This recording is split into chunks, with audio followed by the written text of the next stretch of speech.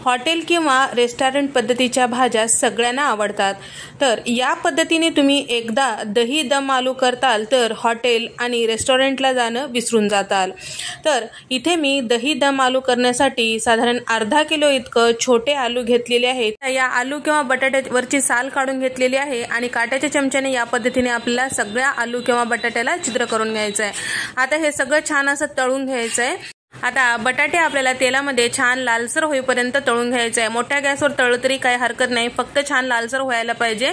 म्हणजे जेव्हा आपण बटाटे भाजीतले खातो त्यावेळेस खाताना मस्त अशी चव येते। तर या ठिकाणी आलटून पलटून छान लालसर होईपर्यंत या पद्धतीने तळून घ्यायचं आहे। तर शिल्लक राहिलेले बटाटे सुद्धा याच पद्धतीने आपल्याला तळून घ्यायचं आहे। भाजीची ग्रेव्ही करण्यासाठी इथे मी साधारण 15 ते 20 मिनिट अगोदर गरम पाण्यामध्ये 10 ते 12 काजू, 10 ते 12 बदाम आणि सोबतच 4 चमचे इतकं इथे मी मगज बी भिजत ठेवलेलं होतं।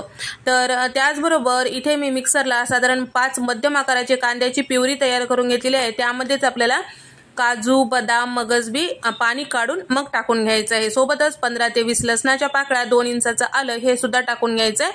आता हे सगळं आपल्याला प्युरी तयार करून घ्यायचं आहे किंवा वाटण तयार करून घ्यायचं आहे। पंजाबी डिशेसमध्ये आलं लसूण जास्तीचा वापरला जातो। आता सोबतच आता दही दम आलू म्हटलं की यामध्ये दही आलंच, तर इथे मी पाव लिटर इतकं दही घेतलेलं आहे। फ्रेश असलेलं दही घ्यायचं, आंबट असेल तर ते घ्यायचं नाही। यामध्ये पावडर मसाले टाकत आहे। तर अर्धा चमचा हळद, 2.5 ते 3 चमचे इथे मी लाल मिरची पावडर टाकून घेत आहे। कमी तिखट असलेला आहे आणि सोबतच दही टाकल्यामुळे थोडंसं तिखटपणा असेल तरच छान वाटते भाजी। आणि त्याचबरोबर 1 चमचा इथे मी धने पावडर आणि रंगासाठी 1 चमचाभर बेडगी मिरची पावडर, अर्धा चमचा भाजलेले जिऱ्याची पूड आणि चव मस्त येण्यासाठी इथे मी 1 चमचाभर पिठी साखर टाकून घेतलेला आहे। म्हणजे दह्याचं थोडंसं जरी आंबटपणा असेल तर ते बॅलन्स होऊन जातो। आता हे सगळं छान व्यवस्थित फेटून घ्यायचं किंवा मिक्स करून घ्यायचं। इथे आपलं हे वाटण्यासाठी तयार झालेलं आहे। आता भाजीला फोडणी देण्यासाठी मी तळून घेतलेल्या तेलापैकीच साधारण 4 चमचे इतकं तेल ठेवून घेतलेलं होतं।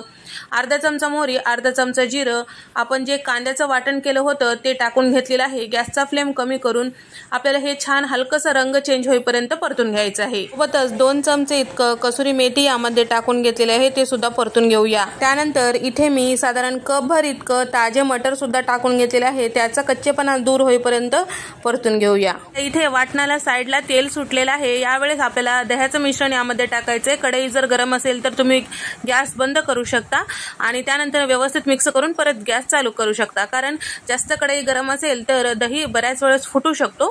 त्यासाठी छान असं व्यवस्थित मिक्स केलं की परत गॅस चालू करायचं। छान मिक्स केलेलं आहे। चवीपुरतं मीठ टाकून घेतलेलं आहे आणि कोथिंबीर सुद्धा टाकून घेतलेली आहे। तळून घेतलेले जे आलू किंवा बटाटे होते ते टाकून घेतलेलं आहे। सगळं छान व्यवस्थित मिक्स करायचं। लगेचच पाणी टाकायची घाई करायचं नाही, थोडंसं वाफून घ्यायचं म्हणजे तेल साईडला सुटेपर्यंत, वाटण छान शिजेपर्यंत। छान असं 1-2 मिनिटं वाटण कमी गॅसवर या पद्धतीने शिजून घेतलं की तुम्ही बघू शकता भाजीला किती मस्त रंग आलेला आहे। आणि त्यासोबत आता यामध्ये पाणी टाकत आहे। तर मिक्सरच्या भांड्यामध्ये मी साधारण 1 ग्लासभर इतकं पाणी टाकून घेत आहे आणि ते यामध्ये टाकून घेत आहे। तर आवश्यकतेनुसार पाणी, तुम्हाला भाजी कितपत दाटसर पातळ आवडते त्यानुसार पाणी टाकून घ्यायचं आहे।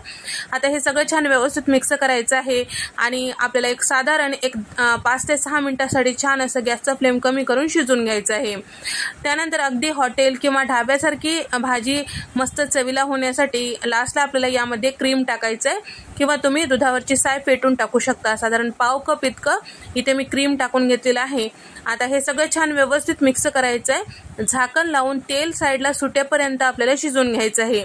साधारण 1 मिनिटभरानंतर इथे तुम्ही बघू शकता मस्त असं आपली भाजी तयार झालेली आहे। अशी भाजी एकदा जर करताल तर सगळ्यांना नक्कीच आवडेल आणि हॉटेल किंवा ढाब्यावरचं जेवण सुद्धा विसरून जाताल। या पद्धतीची घरच्या साहित्यात मस्त तयार होते। तुम्हाला जर ही रेसिपी आवडली असेल तर व्हिडिओला लाईक करा, शेअर करा आणि सबस्क्राईब करायला मात्र विसरू नका। अशाच मस्त नवनवीन आणि पारंपरिक